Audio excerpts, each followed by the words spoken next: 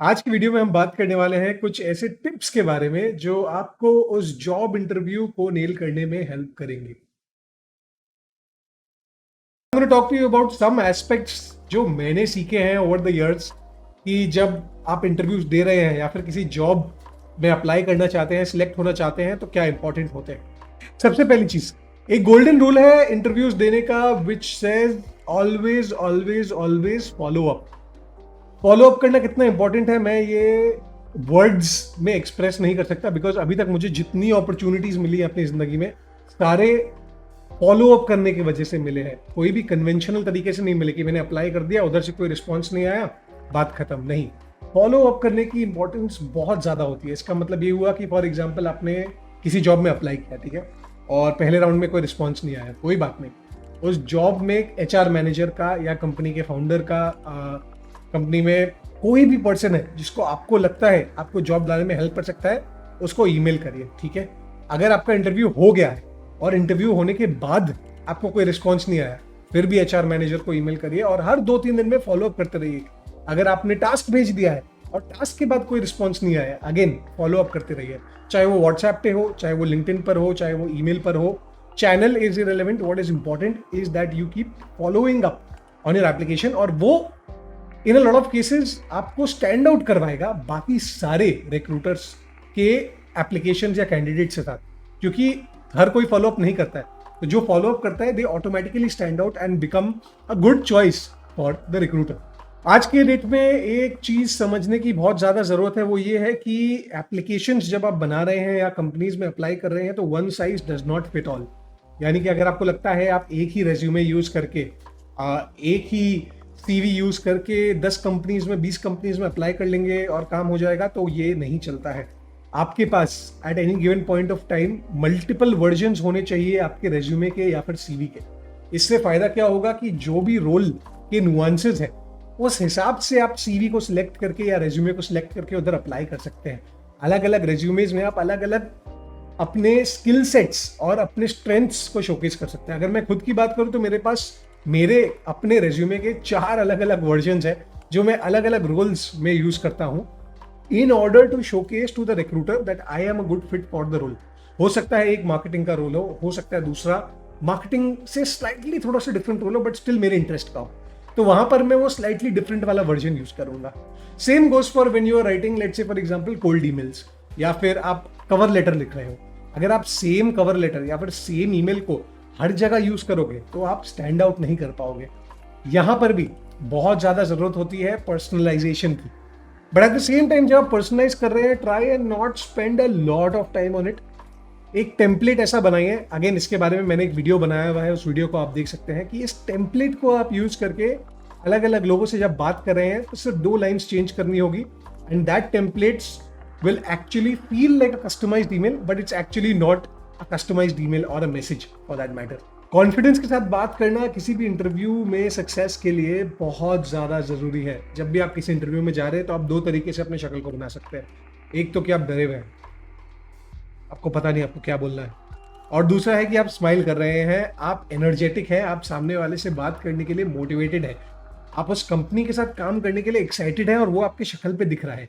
ये एक बहुत इंपॉर्टेंट ट्रेट होता है जो एक कॉन्फिडेंस दिखाता है आप में जब आप कोई भी इंटरव्यू दे रहे होंगे। एक और इंपॉर्टेंट चीज जो आपके इस कॉन्फिडेंस के साथ आती है वो ये है कि don't claim to know everything. अगर आपको इंटरव्यू ने ऐसा कुछ पूछा है जो आपको नहीं पता, it's absolutely okay to admit to the fact कि sir I am not sure about it, let me think about it for a second, और you know let me get back to you on that. बहुत बार ऐसा होता है कि ये दिखाने के चक्कर में कि हमें सब पता है, हमें सब आता है, हम बहुत गलत और बहुत फालतू के आंसर्स देते हैं जो इमीडिएटली रेड फ्लैग बन जाते हैं। तो इस चीज का बहुत ज्यादा ध्यान रखना है, but at the same time confidence के साथ साथ ओवर कॉन्फिडेंस का लाइन क्या होता है और उसको कैसे क्रॉस नहीं करना है, इस चीज की बहुत ज्यादा जरूरत है। Don't come across as a know it all, don't come across as someone जिसको सब पता है, सब देखा हुआ है, और जॉब की जरूरत नहीं है बट बस जॉब में आकर बैठ गए इंटरव्यू में।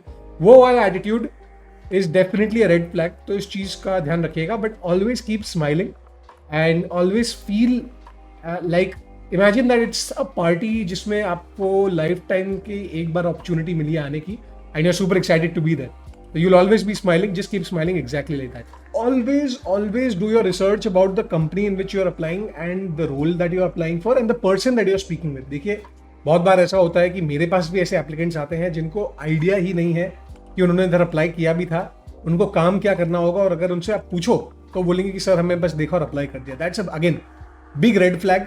100% आपको वो जॉब नहीं मिलेगी. टिपिकली अगर मैं कोई जॉब इंटरव्यू दे रहा होता हूँ फॉर एग्जाम्पल, तो मैं क्या करूंगा, मैं कंपनी के बारे में अच्छे से पढ़ूंगा, कंपनी क्या काम करती है उसके बारे में अच्छे से पढ़ूंगा, सारे सोशल मीडिया हैंडल्स को एक बार पहले वेट करूंगा, जो जॉब प्रोफाइल है उसका एक्चुअली रोल क्या है, उधर करना क्या है, क्या नहीं करना है, इसके बारे में बहुत अच्छे से पढ़ना है. एंड फाइनली जो इंटरव्यूअर है या फिर जो इंटरव्यू ले रहा है उसका नाम तो आपको कहीं ना कहीं दिख ही जाएगा, उस पर्सन के लिंक्डइन प्रोफाइल को एक बार जाकर जरूर देखना, या फिर उस पर्सन की कोई भी और प्रोफाइल को जाकर देखना. उससे क्या होगा, कनेक्ट ढूंढना बहुत इंपॉर्टेंट होता है. जैसे कुछ इंटरव्यूज में मैंने जब ये इंटरव्यूज दिए, मैंने उस प्रोफाइल देखा उस पर्सन का, ऑनलाइन प्रोफाइल्स, और कुछ कनेक्ट्स स्टैब्लिश कर लिए जिसकी वजह से उनसे बात करना या फिर breaking the ice became much easier. ठीक है, तो ये सेम चीज आप भी कर सकते हैं. जहां आप कोई भी इंटरव्यू के लिए जा रहे हैं तो सबसे पहले प्रोफाइल्स को चेकआउट करिए और वहां से कुछ टॉकिंग पॉइंट्स ले लीजिए. फॉर एग्जाम्पल, अगर आपने भी कॉलेज में क्रिकेट खेला है और जो आपका इंटरव्यूअर है उन्होंने भी कॉलेज में क्रिकेट खेला है, तो it becomes a great talking point for you and it really scores you brownie points जब आप अपने इंटरव्यू में इस बारे में बात करेंगे. तो always do your background research before going for any interview. Do not under estimate the power of cold reach outs. Cold reach out का मतलब क्या हुआ, लेट्स से फॉर एग्जांपल किसी कंपनी में आपने एक जॉब ओपनिंग देखी, वहां पर आपने अप्लाई कर दिया, साथ ही साथ immediately as the best practice उस कंपनी के बारे में गूगल करिए या लिंक्डइन को देखिए या ट्विटर को देखिए. जितने आपको उस कंपनी के रेलेवेंट स्टेक होल्डर दिख रहे हैं उनको इमीडिएटली लिंक्डइन पर, ईमेल पर, ट्विटर पर मैसेज कर दीजिए ऑलमोस्ट इंस्टेंटली. ठीक है, इससे क्या होगा, अगर आप उस जॉब को इतनी बेसब्री से चाहते हैं तो सामने वाला नोटिस करेगा. They will make a note of the fact that you have gone the extra way to email to them और talk to them and tell them why you are a good fit. In fact मैंने बहुत सारे जगहों पर सिर्फ उनके online application portal या job portal के थ्रू अप्लाई किया था, बट वहां से मुझे कोई ऑफर नहीं आया. But at the same time जब मैंने उनको कोल्ड ईमेल किया या फिर कोल्ड रीच आउट किया अलग अलग प्लेटफॉर्म्स पे, वहां पर मेरे को एक ज्यादा पर्सनलाइज्ड रिप्लाई मिला और मेरे इंटरव्यू को या फिर मेरे कैंडिडेचर को फास्ट ट्रैक कर दिया गया to almost immediate rounds, because उनको दिखा कि ये पर्सन इनिशिएटिव ले रहा है. तो कोल्ड ईमेल्स करना, कोल्ड रीच आउट्स करना बहुत ज्यादा वैल्यूएबल हो सकते हैं आपके करियर में अर्ली ऑन. और अगर आपने कहीं पर ये सही तरीके से कर लिया तो ये आपके करियर को लॉन्च करने में बहुत ज्यादा हेल्पफुल होंगे.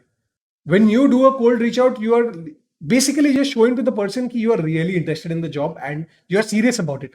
And you have taken this step उसको आगे ले जाने के लिए, उसको फास्ट ट्रैक करने के लिए. तो उस चीज को सामने वाला ऑटोमेटिकली उतने ही रिस्पेक्ट के साथ ट्रीट करेगा और उतना ही इंपॉर्टेंस देगा. तो ये थे मेरे कुछ tips over the last 5 years that I have learned about interviewing and applying to jobs. I hope you find them helpful and hopefully this is something different from जो आपने वीडियोस देखे होंगे इस टॉपिक के बारे में. Tell me if you agree or disagree with anything and I will see you guys in the next video. Subscribe, keep watching, don't forget to like.